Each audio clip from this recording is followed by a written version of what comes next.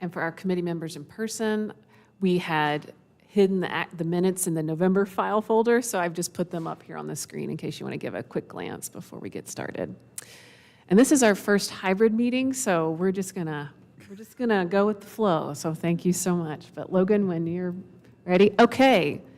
Welcome. Okay, so we are going to get started. Good morning. I am Nikki Reed, the Director of the Community and Economic Development Department, and I am the staff liaison to the Housing Recovery Board. So thank you so much for being here. I'd like to welcome you.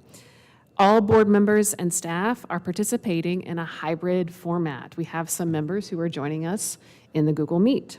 And so to help our audience follow along, I'm going to read each section of our agenda aloud and really guide us through this meeting today. So we're streaming live on our Virtual Engagement Hub, which is accessible through the Virtual Engagement Hub link on the front page of the city website. We also have an option for the public to listen live by phone. For those of you out there today with us, welcome. For today's meeting, we have the option for people to call in and listen or comment live. To call in and listen to the meeting, please dial 855-925-2801 and enter the meeting code 2675. Your phone will be muted and you will hear the meeting live. At this point, if you would like to sign up to speak, you will need to push *3 to enter the speaker queue. Before we get started with our roll call, I would like to take a moment to remind everyone while we're here, our purpose statement is the City of Asheville Helene Recovery Boards were established to support City Council's vision of a recovery that is rooted in resilience, rises in unity, repairs with care, and is ready for tomorrow. The 4 boards represent City Council's priority areas of economy, housing, infrastructure, environment, and people. Through collaboration and expertise and insight, each of the 4 boards will provide critical input on City Council policy recommendations while also extending the City of Asheville's communications through board member networks. So I will now like to introduce staff members and committee members. And also, just because we are communicating live and broadcasting, please use your mics. And so they are on, so if you want to just put them to your mouth when it's ready for you to speak, that will ensure that we have proper audio that is displayed. Okay, board members and staff, as I call your name, please say a quick hello. Andy Barnett. Hello. Robin Rains. Josh Rudow. Hello. Elise Marder is absent. Reb Hazlip. Hello. David Bartholomew online. Good afternoon. Excellent. Matt Allen, also participating remotely. Hello. Great. Brian Methvin. Hello. Thank you, Brian. Lucas Ray. Hello. Rebecca Chaplin. Hello. Yvette Jives. Hello. And our staff, Janice Ashley, Deputy City Attorney. Hello. Megan Owens is absent, but she'll be our board administrator from here on out. And in the audience, Sasha Vertunsky, James Shelton, Elma King, and Logan Smith. So I also want to acknowledge the people in the room with us today. Welcome, and also Councilmember Maggie Ullman is joining us. So thank you so much for being here. Okay, let's get started. So I am going to be chairing this meeting today. And then, of course, in future meetings, the chair that you nominate will be leading it. But for today, I'll be acting as chair. So the first item on our agenda, if I can toggle over, is the approval of the minutes. And so I'm displaying those on the screen here. So can I have a motion to approve the minutes? Okay, that was Reb. Thank you. Can I have a second? Second. Andy with the second. Now, in that we are participating in a hybrid format, we will be doing a roll call vote. So that means I will call your name, and please say yay or nay to support the motion. Here we go. Andy Barnett. Yay. Robin Rains. Yay.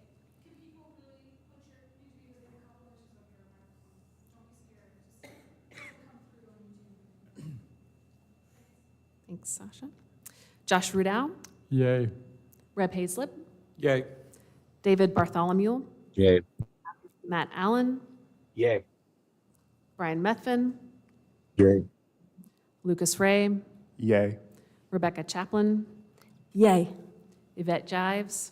Yay. Motion carries. Excellent. All right.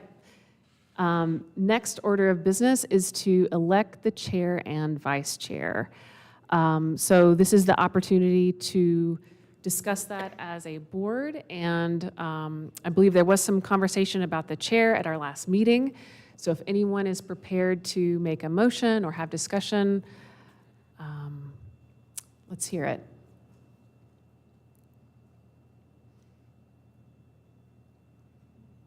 And David Bartholomew, if you were in the room, you would see that I am looking at you, but I welcome conversation. Discussion from the initial meeting, I was not able to be there. So I'll, again, if David wants to interrupt me, I'm happy to go for it, David. Yeah. So at the last meeting, I know Andy is very thankful for me talking about how great a leader he is, how his knowledge of housing, and especially in Western North Carolina, and some of the issues that we're going to be dealing with are, he has more knowledge than just about anybody. And he, as the chair of the Affordable Housing Advisory Committee, has done a really good job in keeping us on task. And so I would be in favor and am now nominating Andy Barnett for chair of this group.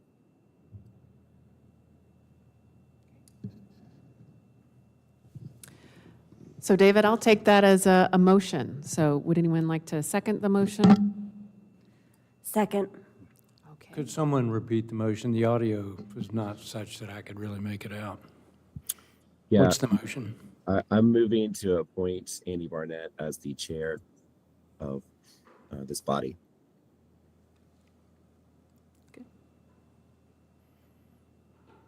Great.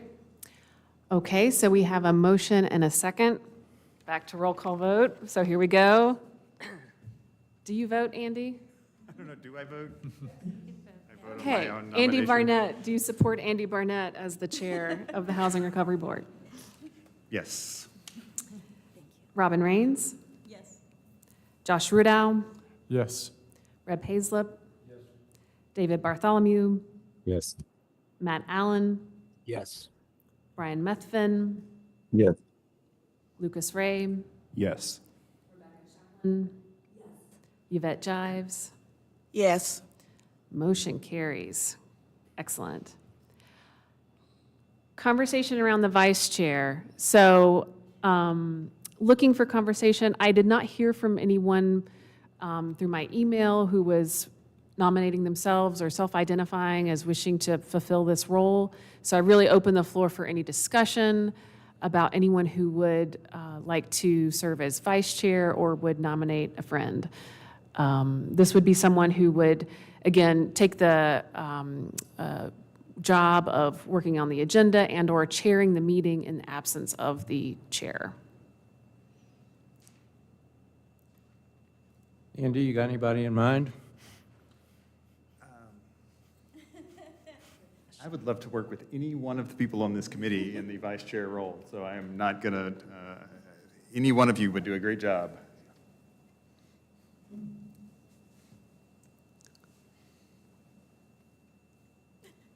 I would volunteer to be vice chair if no one else is interested, but I'd also love to serve. Excellent. Thank you so much. Appreciate that. With that being said, would anyone like to offer a motion? And so, Reb, you want to give me a full motion if you don't mind? A full-blown motion? Thank you. I move that Joshua Rudow be the vice chair of the Housing Recovery Board. We have a motion and a second. Thank you. Andy Barnett, what say you? Yes. Excellent. Robin Rains? Yes. Josh Rudow? Yes. Reb Hazlip? Yes. David Bartholomew? Yes. Matt Allen? Yes. Brian Methvin? Yeah. Lucas Ray? Yes. Yes. Yvette Jives. Yes. Doing great, 12:15, and look how much we've accomplished. I am so proud. And I did get a quick note. I want to acknowledge that Sage Turner is also joining us online. So Councilmember Sage Turner, we welcome you. Thank you so much for being here. Excellent. Okay, so the next order of business is to adopt the rules of procedure. So I'm going to just go ahead and toggle over to the rules of procedure. This was included in your packet that was sent out before the holidays. So it was sent out right before Thanksgiving. And really, the rules of procedure is here to just govern how we work together. So you'll see that a lot of the information that we reviewed at our last meeting was incorporated into the Article 1 purpose document. And then thereon, this document has been developed in concert with our legal department as well as our city clerk's office. So Janice is here, of course, if you have any questions. But if it all looks good, we can keep plugging along with a motion if so moved. I'll make a motion to approve the rules of procedure. Perfect. Okay. Yep. We have a motion. Do we have a second? Second. And who was that? Sorry, was that? Reb. It was Reb. Okay. Sasha's got that. Okay. All right. Roll call vote. Andy Barnett. Aye. Robin Rains. Josh Rudow. Aye. Reb Hazlip. Aye. David Bartholomew. Aye. Matt Allen. Aye. Brian Methvin. Aye. Lucas Ray. Rebecca Chaplin. Aye. And Yvette Jives. Aye. Wonderful. Okay. Motion carries. Excellent. And so I did just want to highlight, there is a chair and vice chair training that's coming up on December 11th. If you're new to the role, I think it would be an excellent training to just learn all these things about managing meetings. And so that really takes care of the new business. And so now on to our topic of today. So I would like to welcome James Shelton, who's our Community Development Division Manager, to the podium. And he is going to provide a presentation. This presentation was also included into your materials. It is the main focus of our conversation today. We are really excited to bring this topic to this board. As staff, we work a lot on these initiatives, and we really are seeking the committee's support as we proceed with these important CDBG-DR programs. And so, James, I'll run your slides. And let me go back up to the top here. Ready when you are. Thank you, Nikki. Good afternoon, Housing Recovery Board members, Chair, Vice Chair. It's great to be here with y'all today. I'm James Shelton. I'm the Community Development Division Manager in the Community and Economic Development Department. So I work on Nikki's team. Since the storm, we have been working to implement a $225 million Community Development Block Grant Disaster Recovery Program. We received this funding back in January, or rather we received notice of the funding in January, and we've been working diligently to move this funding forward for our community's recovery. And we're happy to bring you guys an update on where we stand and kind of give you a little bit of background on what this program is and what it does today. Thank you, Nick. So that is a $225 million program. I'll get into the weeds of what it does here in a bit, but for this group today, what I would draw y'all's attention to is that within that program, there is a $31 million housing program allocation. And that includes $3 million for single-family home repair and $28 million for affordable multifamily construction. The state of North Carolina is administering our single-family home repair program. If y'all have heard of the Renew NC program, that is a program that the state of North Carolina's Department of Commerce is administering and taking applications from eligible homeowners to do home repairs and reconstructions from Helene damaged homes. And we've partnered with them on that program where we're helping to pay for the hard costs of Asheville resident home repair. And they're administering that on behalf of the city of Asheville at no administrative cost to us. So there's a level of economy of scale that they were able to achieve by running that program across all of the disaster affected area of Western North Carolina. And we've seen strong demand for that program, as well as higher costs than initially estimated. To respond to this demand, city staff are recommending reallocating $17 million from the affordable multifamily construction program to meet the immediate home repair needs of Asheville homeowners. So that's moving $17 million from multifamily, adding that to the $3 million that's already allocated to single family for a total of $20 million to meet single family home repair needs. We'll be bringing this item back for discussion to the Housing Recovery Board on February 4th. Right now, we're just considering this, and we're looking to get we're going to undergo a comment period, public comment period, and y'all will be part of that. For now, what we'd like to know from y'all, and at the end of this discussion today, is from you guys, what types of questions and concerns should we at the city be anticipating to ensure that we're clearly communicating this change to our community, so that we alleviate as much confusion as possible, and we're communicating clearly on why we're making this change. Thank you. So let's back up just a little bit and let's establish a little bit of a groundwork of what is the city's CDBG DR program. Since Helene, on January 16th, we received that allocation announcement of $225 million in CDBG DR funds. We underwent an action planning process this spring. We undertook an unmet needs assessment that looked at the community impact as well as the resources that had come to us, and our action plan estimates our community's unmet need and describes how we intend to use those CDBG DR funds to meet those needs.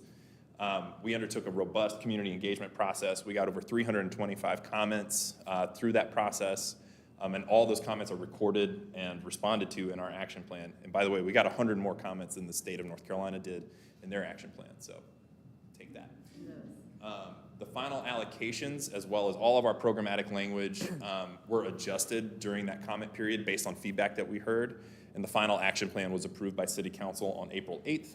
We submitted that to HUD, and it was approved in May. Right now, we've begun rolling out programs that our community has indicated are priorities, including small business support. That is a program where just yesterday we closed our application window for subrecipient partners in our community that are going to implement a $17 million small business support program. So we're today going to start reviewing those proposals from subrecipient organizations to bring them on board and partner with us. So we're excited to see that move forward. We've prioritized home repair, so that's that single-family repair program where we're partnering with the state, and they're already processing applications, doing eligibility determinations, and doing cost estimates on Asheville resident homes as we're working to partner with them to do that home repair here in the city of Asheville. The other two that we're prioritizing are infrastructure and planning. Those are internally led and directed projects, so whereas with small business support or home repair, we're very much pushing that money up to other organizations and having them administer that on our behalf. Infrastructure and planning are being selected and prioritized internally here at the city. So looking at those large infrastructure projects like parks recovery, water, and then looking at planning. What are the plans that we need? How can we be strategic with our recovery long-term? That's what we're undertaking right now as well. Some things to keep in mind is that the road ahead is long. This is long-term recovery planning. This is not emergency funding. This funding is for long-term investments. And we have until 2031 to spend it down. Our action plan that we have right now is a beginning, and it can and should change over time. And what I've said to City Council, even on the night that they adopted the action plan, is that I will be back to City Council with amendments.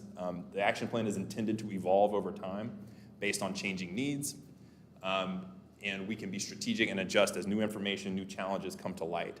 And it's important for us to be able to have that understanding as we're still, I know it feels like it's been a long time, but we're still fairly early in our recovery relative to a lot of other disaster-affected communities. So this funding is intended to also work in concert with other recovery resources. I'll tell you guys what HUD tells us is this is the funding of last resort. It's not the first funding that comes in to fix us after a disaster. It's intended to be the last thing that comes after all other resources have been exhausted. FEMA, Small Business Administration, insurance, everything else should be exhausted before these funds come in behind and do what they do. Just keeping that in mind.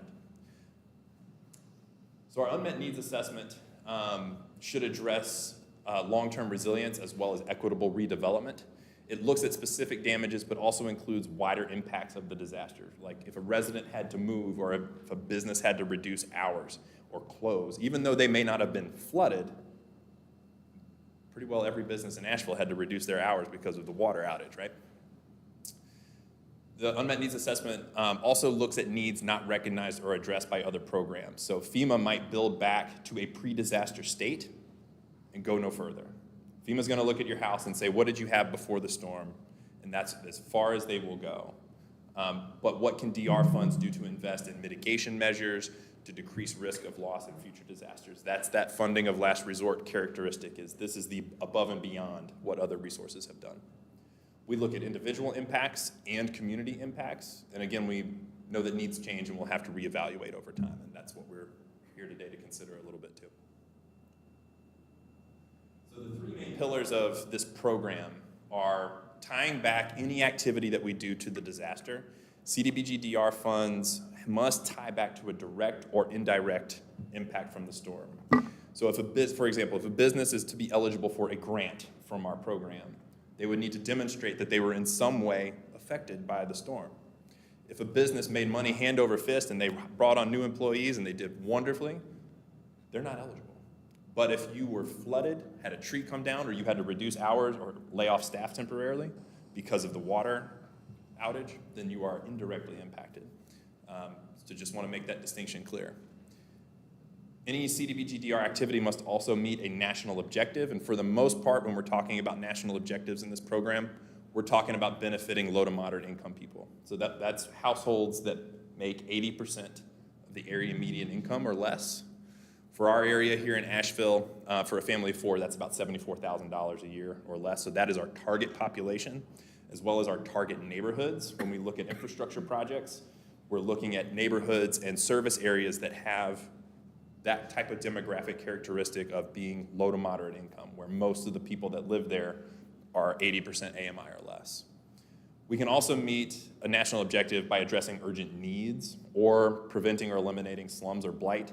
That third one hardly ever gets used in this program, so you can pretty well just forget about it. The second one is to address urgent needs.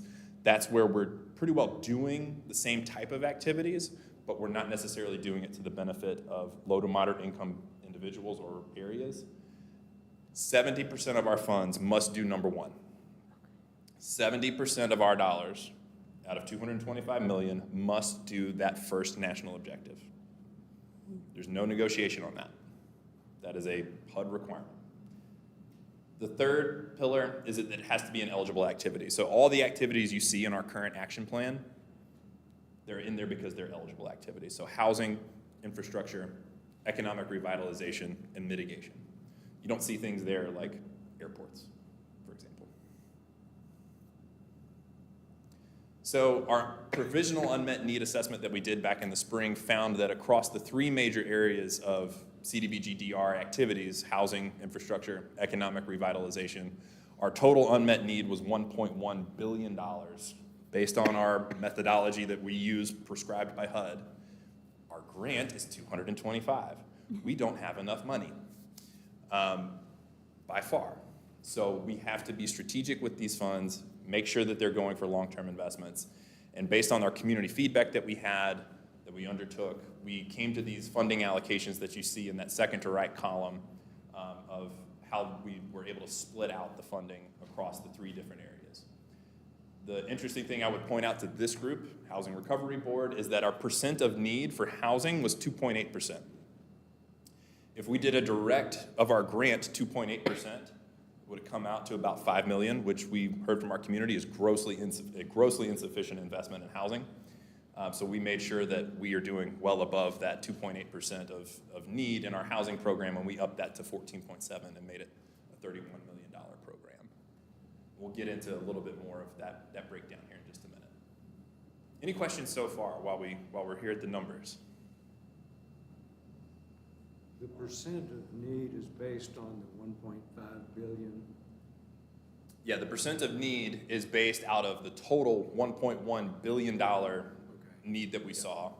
And of that need, $33 million was housing. Yeah.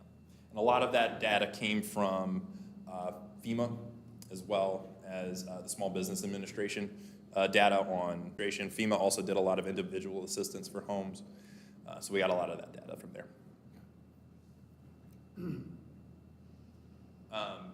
So the overall emphasis that we heard during the action planning process on housing was to design programs that benefit lower AMI populations than that HUD base requirement of 80% AMI.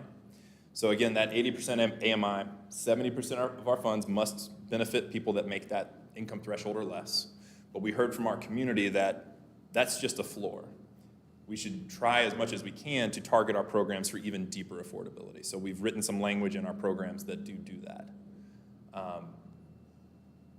We also plan to emphasize homeownership in our plan as well.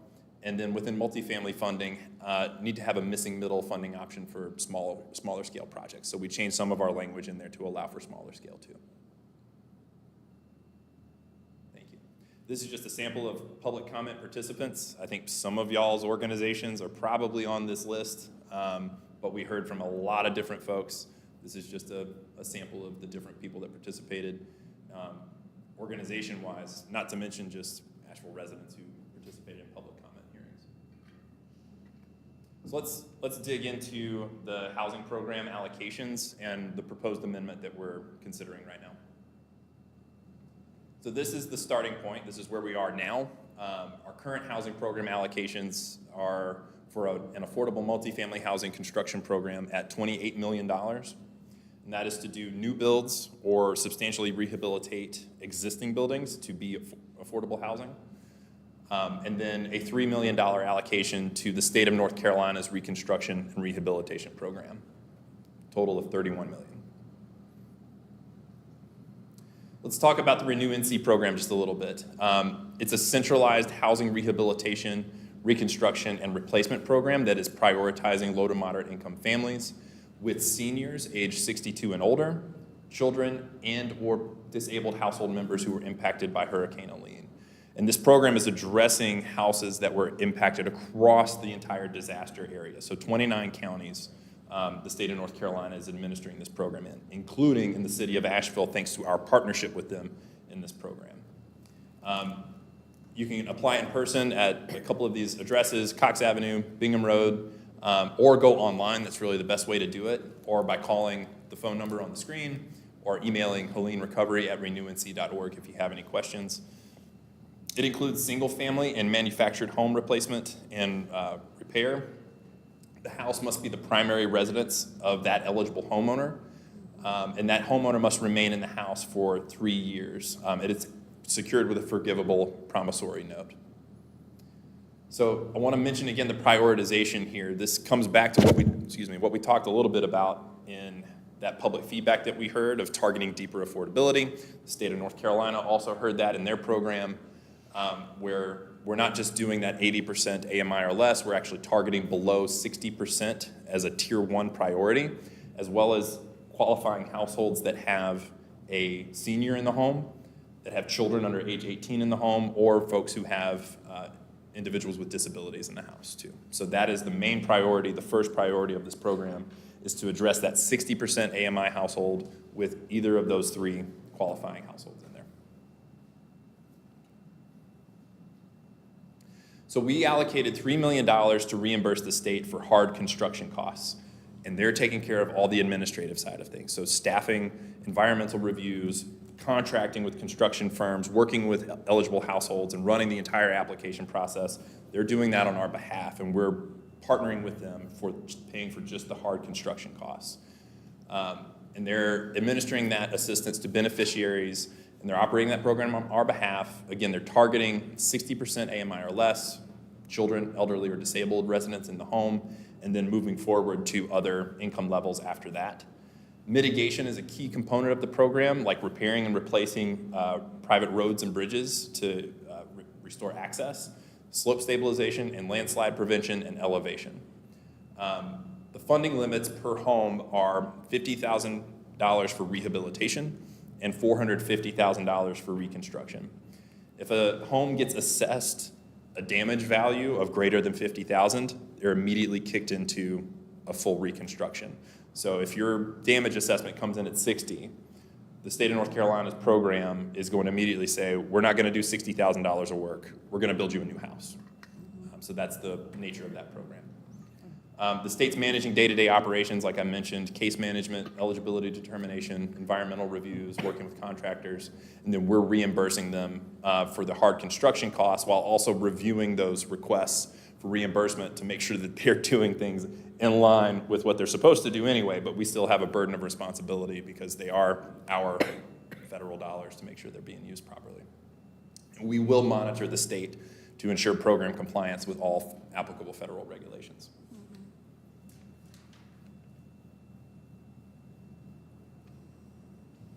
This program faces a significant funding gap. We initially estimated that it would need about $3 million to cover the damage costs. The state program requires reconstruction, as I mentioned, up to that $450,000 per unit if repair costs exceed $50,000. And that includes storm damage, but it also includes code issues, lead abatement, and other livability factors. Federal regulations require any home repair activity to not leave that home behind non-compliant, whether that was there before the storm or not.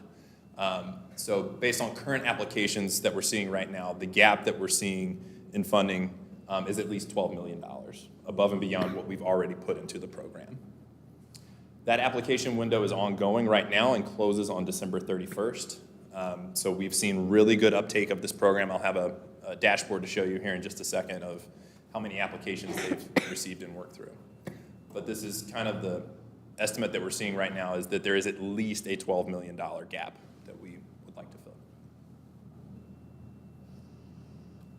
I would draw your attention first to the upper left of this dashboard. They've received 236 applications here in the city of Asheville.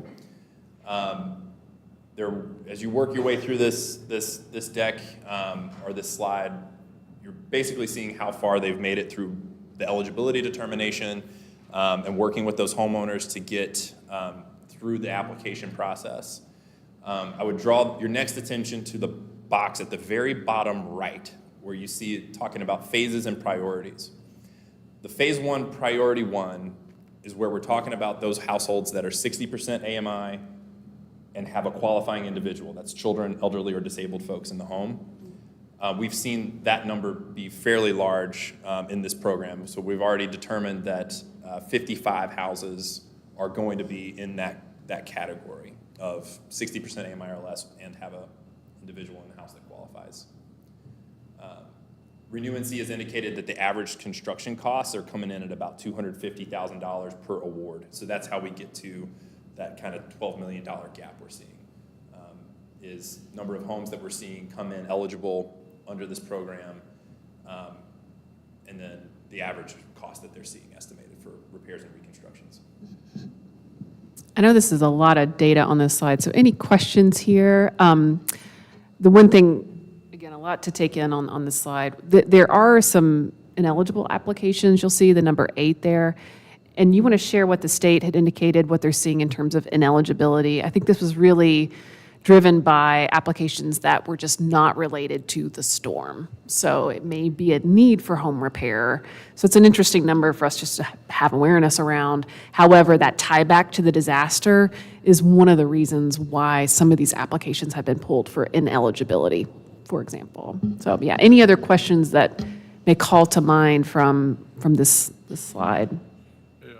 Clarification too, does it have to be within the city limits of the city of Asheville? Some of those looked outside. Are we only administering funds within the city limits of the city of Asheville? It's a great question. Yes, for our funding, we're only paying for repair and reconstruction for Asheville homes. Okay. While the state is also receiving applications and running this program across the entire disaster-affected area of Western North Carolina, we're only partnering up for those construction costs here in city of Asheville limits. Yeah. James, I know that the state is seeing slower than expected application rates statewide. Is the 236 that they've received in the city of Asheville, is that about what we expected for the application rate in the city? To my mind, it's a little bit higher, I think, than what was originally anticipated. I know that across the entire disaster area, it's lagging. But from the estimates that the state has from their their contractor on board and how much they're seeing costs come in, the number of applications, which is now over 6,000 they've received across the entire area, even with their program allocation for this, they do not have enough funding to meet all of the applications. Should they want to do every eligible applicant that comes in, get them into the program, do the home repair and reconstruction, there's not enough funding at the state. And we know that to be true for pretty well every one of our programs here at the city with our DR funding, and it's true for the state's program that our allocations under this program are insufficient. So meeting the need as we can and identifying how we can immediately address exigent problems that will help Asheville homeowners be able to stay in their house or be able to have a new home that they can live in, that's what we're looking to prioritize. Yeah. How much of this, the changing in the cost structure of this program links back to the $50,000 repair cap that's kicking people over to the full home replacement cost and driving up?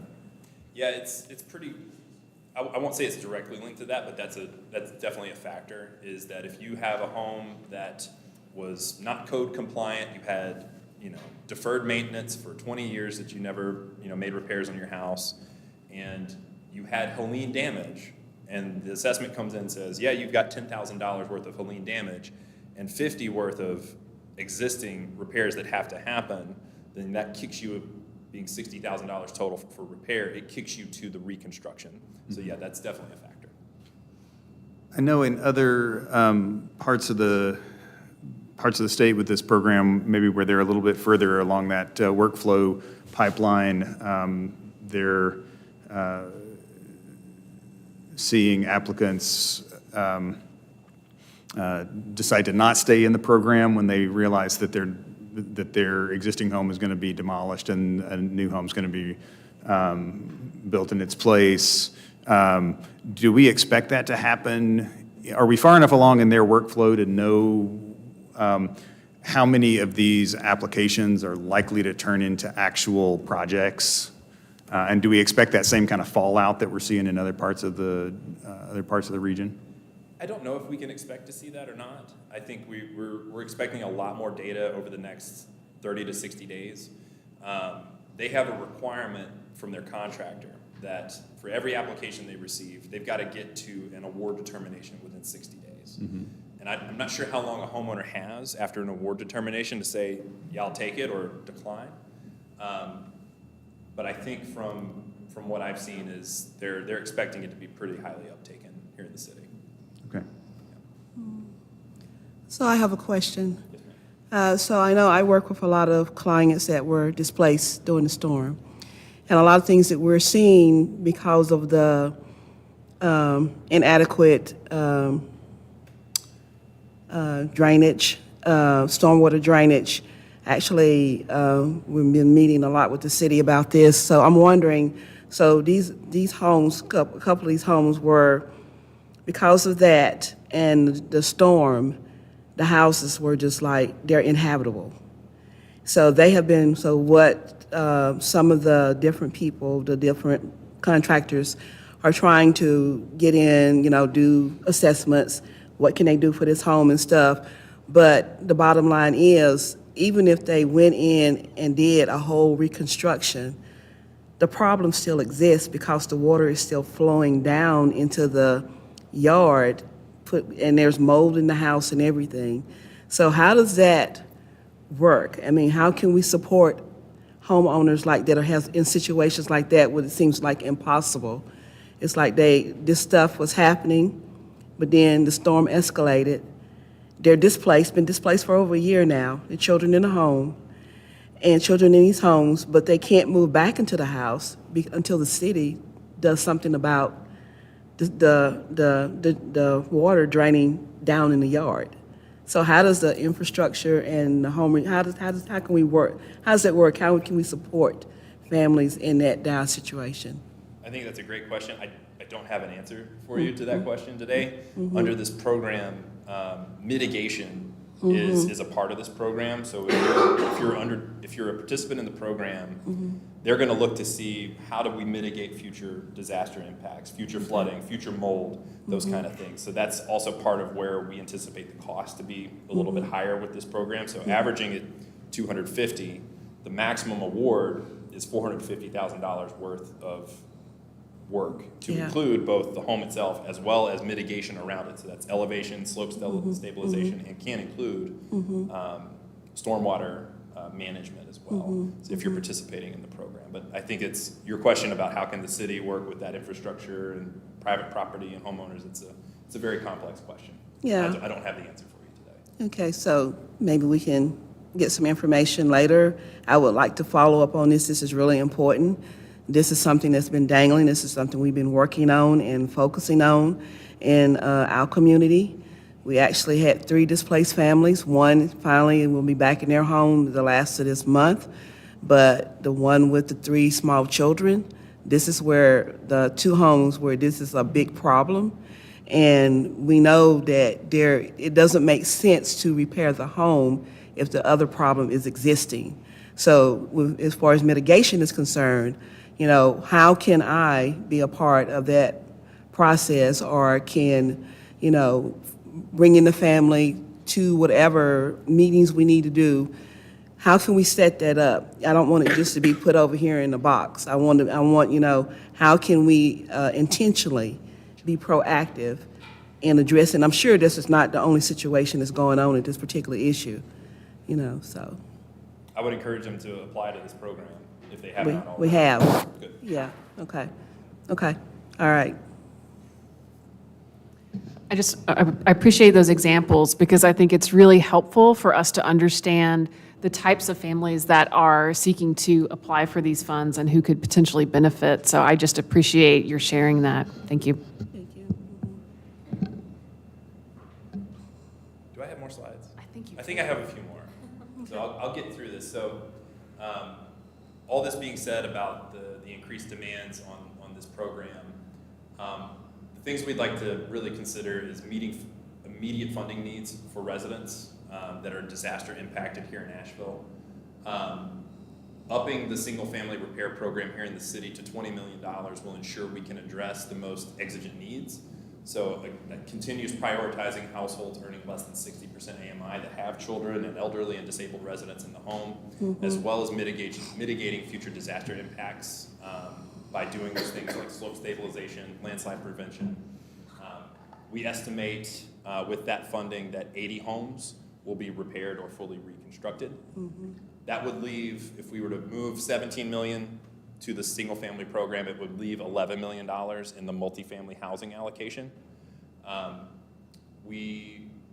Some other resources that we do have available are the WNC Affordable Housing Loan Fund. So that is where we allocated a portion of our affordable housing bond to the WNC Affordable Housing Loan Fund.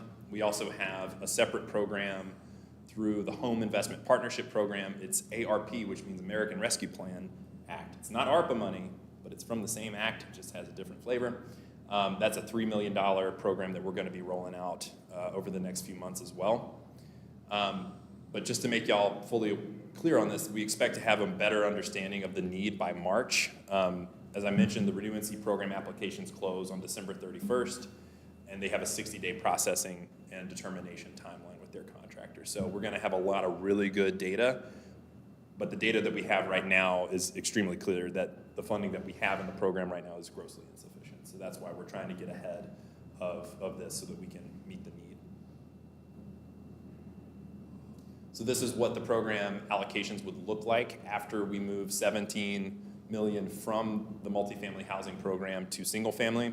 That would be a $20 million single family program and an $11 million multifamily program for a total of $31 million. So no change in the housing bucket itself, grand total, just a different flavor within it. So the timeline for this, we're sharing this information with you all today. You're kind of the first public body that we've shared this need with so far. We'll be with the Housing and Community Development Committee, that is a city council committee, on December 16th to discuss this with them. We'll open a public comment period on January 12th. Why is there a public comment period with this type of change? Well, any change that we make to our CDBG-DR program greater than $5 million in an individual activity triggers what's called a substantial amendment, where we have to undertake a public comment process to make it widely known to our community that this change is happening and give the opportunity for community input. We'll be back here on February 4th for your input too. You guys get to be part of the public comment process. Your input is part of our public comment period. And that will be a further opportunity for community members as well to come. I believe we have public comment at recovery board meetings. So that will be a further opportunity for people to provide comments. So during that comment period, folks can come to the recovery board meeting and provide comment. There will also be a public hearing at City Council on February 10th, another public comment opportunity, and then public comment period ends on February 12th. And those are just the in-person opportunities. We take comment online via email. You can also drop by City Hall anytime. We'll then go back to the Housing and Community Development Committee on February 17th, let them know that this is what we heard from public comment, and then requesting their approval to move forward to a final City Council vote to amend the action plan on February 24th. It's a process, and it's deliberate,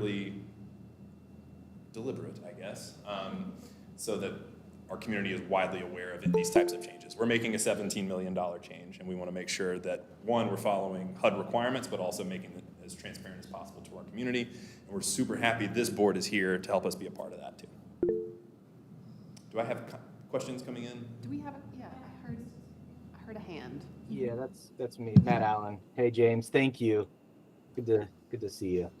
Are there any unintended consequences or downsides to shifting this money that you've thought of, in just discussions with amongst your staff or other people? Anything that comes to mind?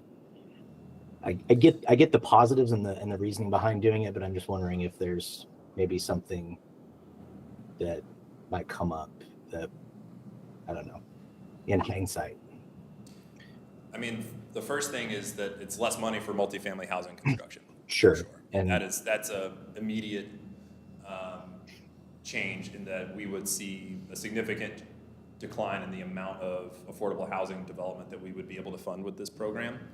I think in terms of our strategy with CDBG-DR funds, it is intended for long-term recovery, and this is an opportunity for us to meet an immediate and exigent need for single-family homeowners who have no other resource to repair their homes, but also to make those repairs that have been deferred get up to code compliance. I would see it as an investment in our housing stock anyway, above and beyond just making home repairs.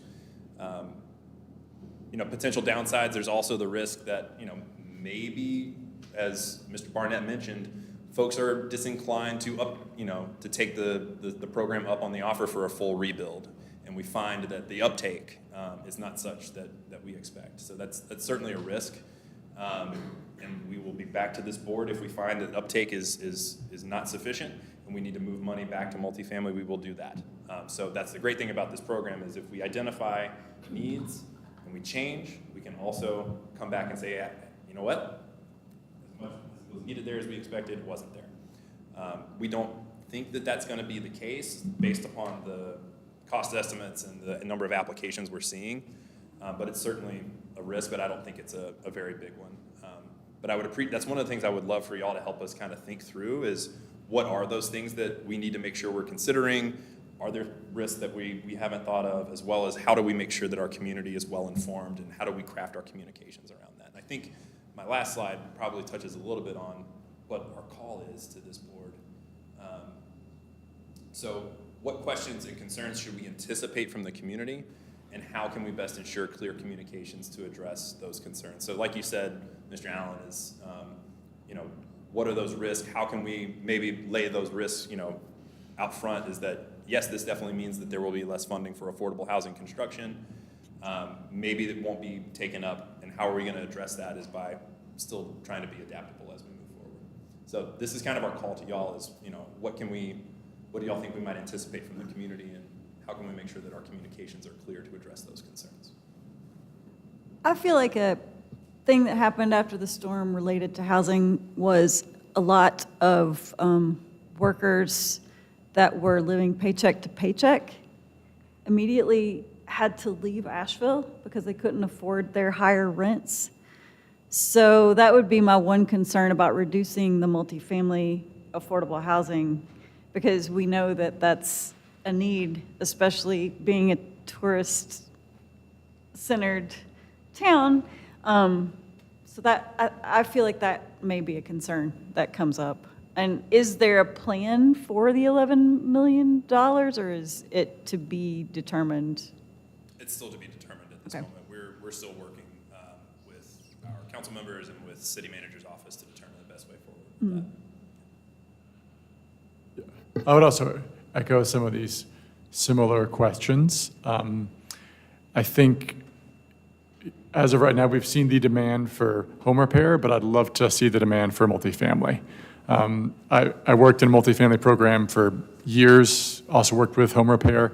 Home repair can be incredibly expensive, incredibly necessary, but if we're looking at $450,000 at its highest, I believe, per unit, the amount of people we could help if you shift that over could drop significantly. So I feel I'm excited for this discussion because I think this discussion is going to help make the best possible choice. But I'd love to hear from Mountain Housing or hear from other groups that are looking for that funds.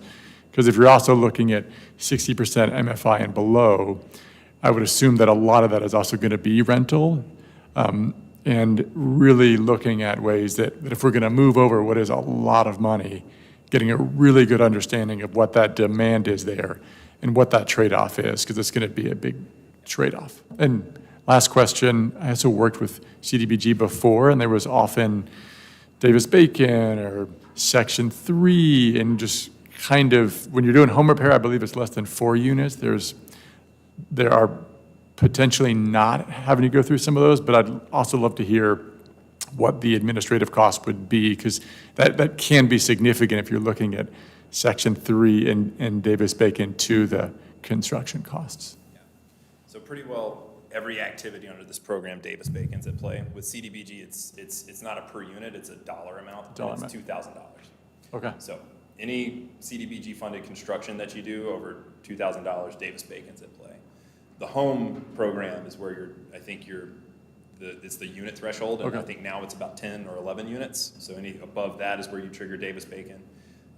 With Section 3, any work you're doing over $200,000 is going to trigger Section 3. So that's where you have to have businesses that have I'm not going to give you all a Section 3 lesson today, but it's some further administrative burden to make sure that happens for sure. Thank you. Yes, sir. Yeah, I think, echoing what Joshua said, that there's going to be, I feel like there'll be some pushback for reallocating funds without having an RFP yet for a multifamily program. So they haven't had a chance to apply for multifamily development, but we're already reallocating funds from that program pool. So that's some concern that I feel like you'll get from the community. And then my question is, the 17 million,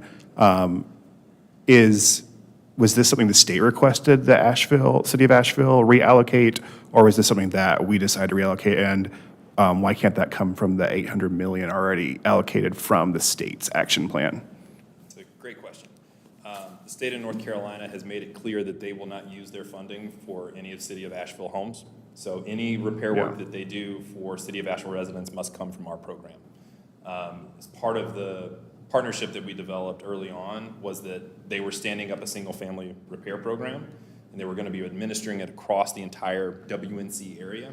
So by us partnering with them for construction costs, we were able to tap into that economy of scale that they have for administering that all across this area. And it also reduces confusion for Asheville residents and all other residents in the disaster area, where they don't have to go to a distinct program to figure out where do I get my home repair application submitted. But yeah, I think that there's a lot more data than we need, for sure. I agree with you on that, and we're going to get that from the state over the next 30 to 60 days. That's going to really help us inform what we're doing. I also feel like the $50,000 is low. I mean, I know that's a state rule, but that's pretty low. I mean, especially with construction costs right now, which automatically is kicking a lot of these into new homes. And I feel like the money could go farther. I don't guess there's anything we can do about that. It's pretty well said at this point. You mentioned some of the other sources that the city of Asheville has that could offset the money that you're moving out of. You're moving out of the multifamily program, so like the Western North Carolina Loan Fund that we just invested bond dollars in. What about other resources that we might have to make up the gap in the home repair need? I don't know if I have an answer to meeting a $17 million gap we're creating. Well, I don't know that we're creating a $17 million gap is my point to what was just mentioned. If we have this arbitrary cap at $50,000 that's taking a project that could be a $60,000 project and making it a $250,000 project or a $450,000 project, can we just use, can we use local dollars? Could we use bond dollars, for example, to complete those $60,000 repairs and potentially make them even smaller dollar repairs because they don't have the federal compliance requirement that's layering in on some of these things. So I'm just wondering if there's another way that we can skin part of this to preserve some money in the rental production pool, marry that up with the bond dollar production pool, take the money that we have in the CDBG DR repair program, couple it with local repair dollars and serve more of these cases, more of these families collectively through all of our different streams of funding rather than moving funds from one thing to another. If we've got a program that's very, very restrictive and we have the potential to create a less restrictive repair program, wouldn't that make sense to kind of create a balanced portfolio across all of our funding streams and all of the need that we have? Thank you. I think we'll take that. We'll look into that. Yeah, I appreciate that, and just for everyone's awareness, the Affordable Housing Advisory Committee is meeting tomorrow, and I know that and I look at Sasha, just to reference, the home repair policy is going to be one of the target work items for the Affordable Housing Advisory Committee, and we have looked at earmarking bond dollars in order to support that. Of course, we've already allocated $10 million of the $20 million bond to the WNC Affordable Housing Loan Fund, so that balance is really what we're looking at. And we've put in some numbers right now, looking at $1 million at least for home repair. So it's a lot to kind of piece together, but I like that comment. Thank you, Andy. I will say too, sorry, Janice, did you want to? I just had a quick clarification question. So on the multifamily dollars, are those multifamily developments that have been impacted by the storm that are coming in for rehab, or is it what we generally think of, we can go out and build new multifamily housing? I just want to clarify that. It's a great question, and it's both. So both are eligible under that program to repair damage-affected multifamily units, as well as rehabilitate existing units for affordable housing and to build new. What we have in our CDBG-DR action plan as part of our unmet needs assessment is a clear data-driven background of housing affordability crisis in Asheville that has been exacerbated by Tropical Storm Helene. So what we're able to do with new construction is we can tie back the storm to by doing new construction, we're able to say the storm exacerbated an existing housing crisis. And so it's an eligible activity, and it's been done across all disaster-affected communities that use this funding for new construction. So it's both. Thank you for that clarification, James. So, Go ahead. okay, I just wanted to put in there, because we're talking a lot about the multi-dwelling units, but from my focus and my being involved in the community, I really like the idea that you guys, the focus of the CDBG DR on the single-family homes, and that it's not just about home repairs, it's about actually home ownership, acquiring generational wealth. I think that's really important. I think that's something that we need to really focus on, and that's something that I will be definitely advocating for. Because if you're in the community and you're talking to people in the community, people want to own their own single homes, and to have different programs that are available to them so that they can do those home repairs, stay in that home, continue to take care of that home, and create that generational wealth and home ownership to pass on. That's what the program, to me, needs to be the basis. And I appreciate that you guys have that in there. I just have one comment. I think you said that the average cost under the North Carolina program is $250,000 per unit. That's about the same cost to build a new affordable housing unit. So in terms of getting the money into the community for the greatest immediate need, it seems on par. It seems like you're just moving the money to create as much housing as you would under a multifamily affordable housing program.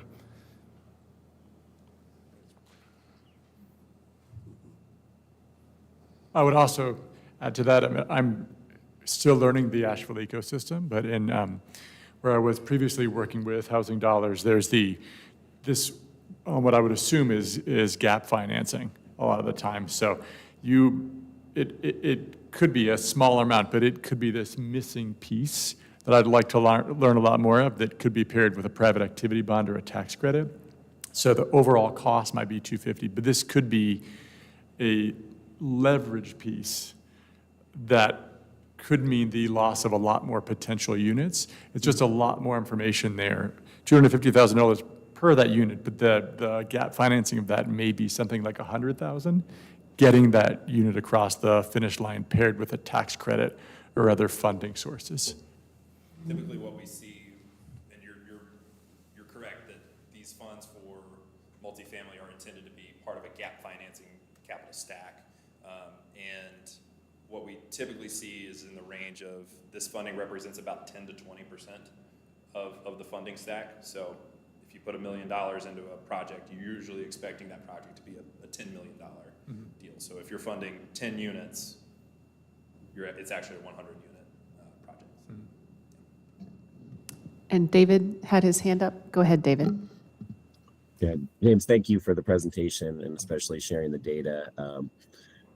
I think you can expect to have questions about, spending over half of the pot of money that we have.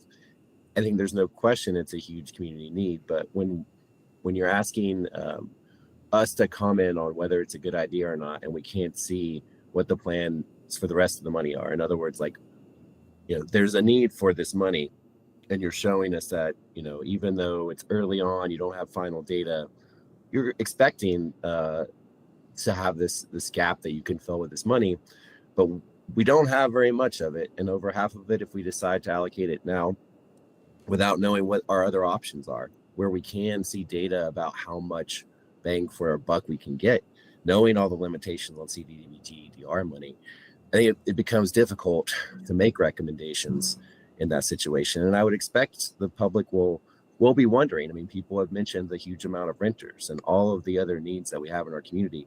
And so I think that's a question that you can expect a lot of people to have. Thank you for that. I appreciate you bringing that to the forefront.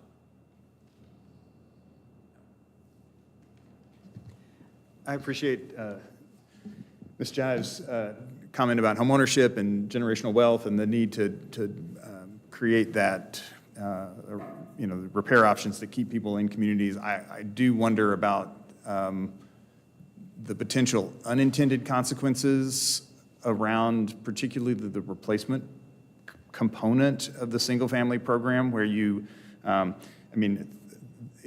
a 3-year affordability period, which seems incredibly short for the amount of resources that are coming into that. Is there a chance that that actually has a destabilizing effect on communities where folks,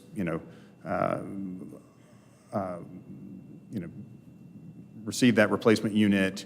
There's an immediate windfall of equity created by that new unit. That new unit may be significantly more marketable than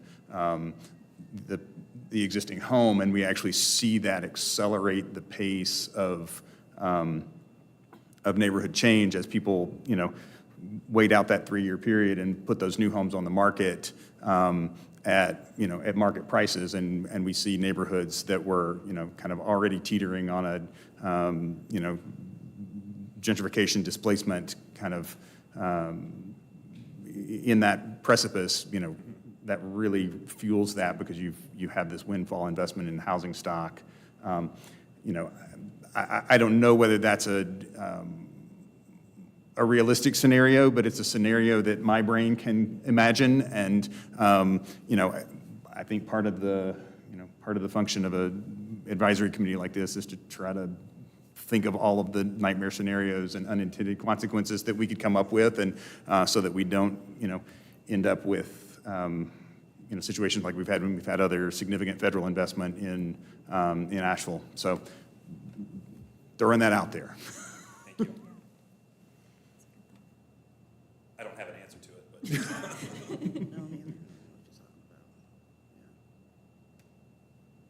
So yeah, as a reminder, we'll be back here with y'all, I believe February 4th was the date of the. Yeah, I think we have one more slide, because I wanted then to share with you how we want to engage this committee, specifically as this kind of amendment approaches city council. So this is really refining, clarifying the precise role that we will engage the committee on in February. So I'm putting this question up here now because I want everyone to be thinking about it, and it sounds like we may have some more information that we want to prepare and bring back. But what we are hoping to really utilize this policy input role of the Housing Recovery Board is to provide really qualitative information for our city council members to contemplate as they make policy decisions.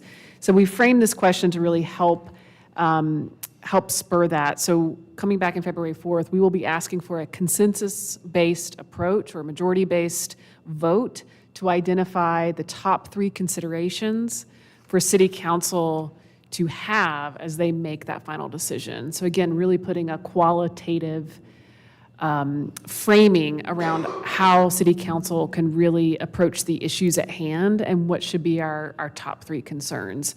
So I think it's really helpful to hear the breadth and depth of the conversation today, with all the different levers with the single family and the multifamily housing considerations.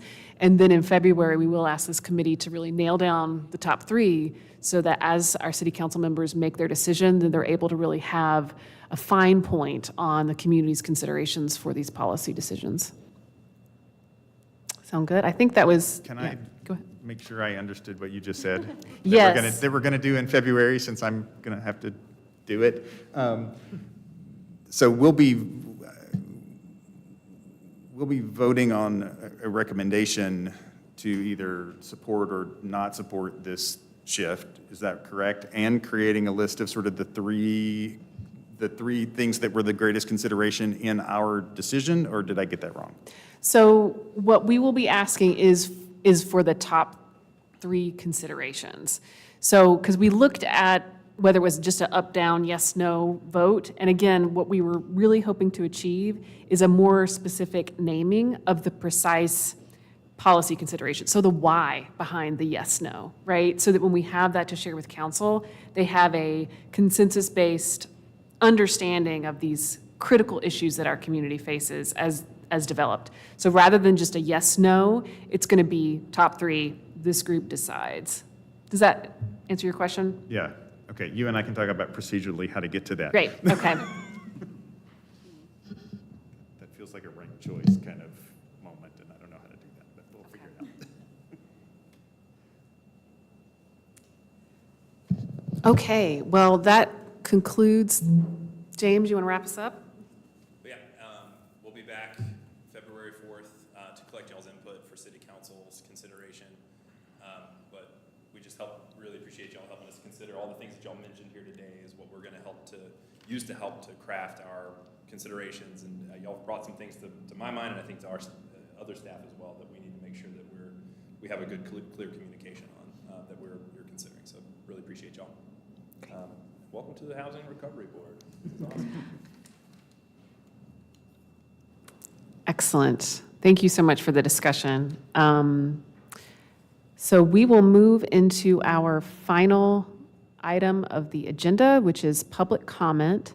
So we did not have any public comment be submitted in advance, so you did not see an email from me or Megan around comments submitted in advance, but we do have time now. We are also able to take public comment online as well. So I'll just pause and allow any of the members in the room to go first. So please state your name, and we'll have 3 minutes. Hi, everybody. My name is Kate Shem. I'm a city resident. For this discussion, probably most importantly, I'm a member at Grace Covenant Presbyterian Church, and I was one of the 4 rent support specialists that sat to distribute over $7 million in rent support and utility support in the community after the storm. I sat with hundreds of city residents, hearing their stories, and I mean, as mentioned here, just losing one paycheck put so many of our city residents at risk of being evicted. Our church is now looking about how do we add deeply affordable housing onto our campus. And I think more importantly, we are in discussion with like so many organizations because of the storm facing the same consideration. Churches, community organizations, like how can we add deeply affordable housing, and they're coming with land. They just kind of need support with the funding. We've sat with Safe Shelter, Trinity UMC, Smith Millworks, AB Land Trust. We talked about how do we apply collaboratively for the funding. I mean, it's really cool to see just the generative collaboration that's coming post-hurricane with a lot of our organizations. So I had a couple just considerations I wanted to bring up from the slideshow. The first was just the statement in the slideshow that they're looking for the questions and concerns to clearly communicate the changes, as opposed to like, are these changes that should be made at all?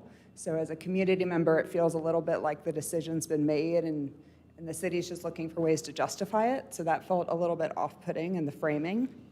The second consideration for me is I definitely understand in the county why single-family housing is like the majority of where that funding goes. But when I think about long-term recovery, long-term investment in the city of Asheville, it's really hard for me to understand why building more affordable housing and deeply affordable housing would not be like a huge priority for our long-term recovery. At Grace Covenant, we are turning people away daily or sending them to the long-term recovery group for funding. Still, renters who are impacted daily by the hurricane. Last night at 11 p.m., I cleaned out my email and I just looked at it. 6 new people have emailed our church looking for funds, renting, who need help with their rent. To cut 28 million to 11 million, I mean, that's like 1 or 2 projects. I mean, you're decimating multifamily housing if you make that change. Similarly, how single-family homes cannot apply for state funding, they can only apply to the city of Asheville CDBG funding. The same is true of multifamily housing. We had a meeting with, is that my time? We had a meeting with the NC Department of Commerce about the state funding, and they said Asheville projects would not be considered for state funding. It's only this pot of funding. It seems to me that the single-family need the reality has risen. There's more need, but you're pitting multifamily housing against single-family housing. Am I out of time? You're out of time. Okay. Thank you. Thank you. I will share, I'm sorry, I do want to follow up at the end of the meeting about the question around multifamily projects and the state funding. So thank you for bringing that up. Go ahead, David. Slides, is there a way to look that up? I can give this HDMI port. I have an HDMI port, so would it need to, can I attach it to this part? You attach it to No, no. That's fine. You attach it to what Nikki's holding up? Is this helpful? No, we need a female.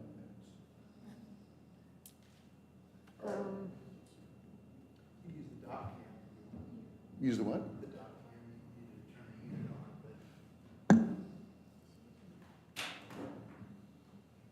Oh, good. He's got it. Okay.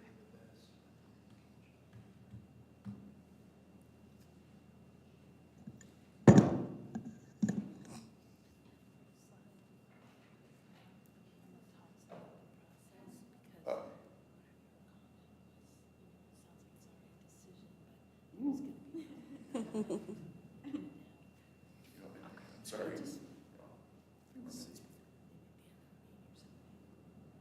Okay. Well, that'll be kind of interesting. Yeah, that is interesting. But works. Thanks, Lou.